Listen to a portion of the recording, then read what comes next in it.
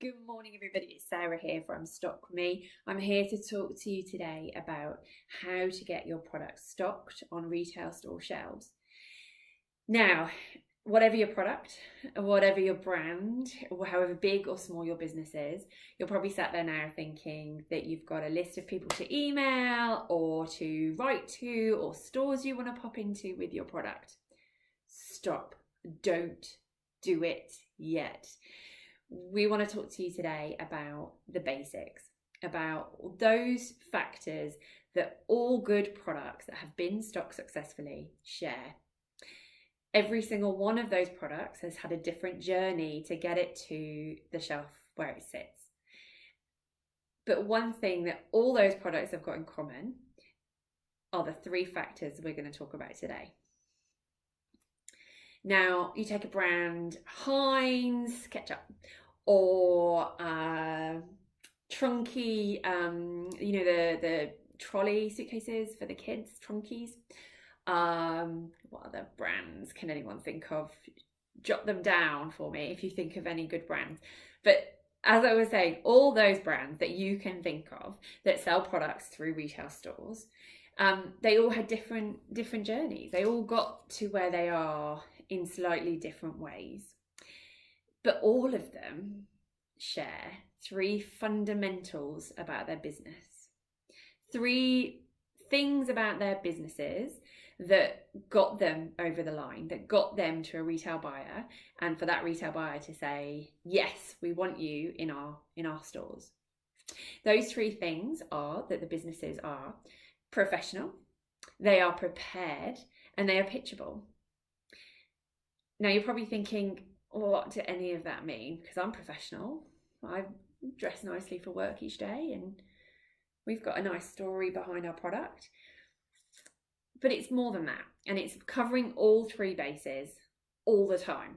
So making sure that the fundamentals behind your business are 110%. So for professional, for example, if your business is professional enough to get it past the line with those retail buyers, you need to be branded to within an inch of your life. You need to be completely credible. You need to be on task every day, showing those retail buyers this is a product, this is a business and a product that we want to work with because these guys do things well. So unfortunately, it means making sure we answer those emails on time, making sure that all our branding's up to date and looking really good. It's being frequently in the press. It's being on those blogs online. It's getting our products into spots on newscasts and in magazines. It's doing lots and lots of legwork under the water, like a little duck, quickly doing this and this and this and this and this. All that legwork that's going to set your brand in your business apart from the other brands that maybe sell similar products. So that's professional. And don't worry, we're going to go into this in much more detail in lots more videos. So don't stress, this is just an introduction. To be prepared, your business needs to know everything it needs to know. You need to know your ideal customer. Who's going to buy your product? When do they buy it? What kind of stores are they most likely to shop in? You need to know your figures and your facts about your product line, about your operating costs, about your whole business and how that one product fits into that business. You need to know your plans. You need to know how are you going to scale your little thing that you make currently and sell 10 of them a year. How are you going to turn that 10 really quickly into 100 for that retail chain that needs 10 in every store in the next 2 weeks? You need to know how those things are going to happen, have plans in place. So when those retail buyers ask you those really basic questions, you've got it, you know it, you can say it. Don't be terrified. You don't need to know it all off the top of your head. But knowing you've got those plans in place and you can refer to them, that is going to win you the deal.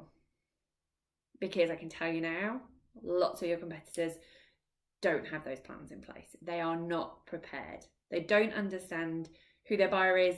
They don't understand the end user of their product. They don't understand how their figures work. They don't really understand how they're going to make this retail thing work. They just want to do it because it sounds brilliant to have 3,000 stockists. And that brings us to Pitchable. Your business needs a story. And I'm sure most of you that are listening to this have got your story, and your stories are real. Your stories are you. Your stories are everything that led you to the place you're at now. If you don't have a story, think now really hard about why you're here, what your product is to you, how it came into being. Write it down, take notes, take little bullet points, and craft your story, because your story is what's going to help you be pitchable. Your story is what the buyers out there are going to take to their line managers, and they're going to say, hey, we've got this really cool art set that's been created by a 15-year-old kid, and we want to stock it because that's so cool. Or, hey, we've got this product for babies that this mum has come up with because she just couldn't find anything to solve the problem when she was nursing. We have to stock it. Our parents that buy this kind of stuff are going to love it. They're going to go crazy that it's one of their own that's created it. You need your story, and you need to have it out there. You need to be able to express it. You need it to be on your website. You need it to be on your Facebook page frequently. You need to be able to tell newspapers about it.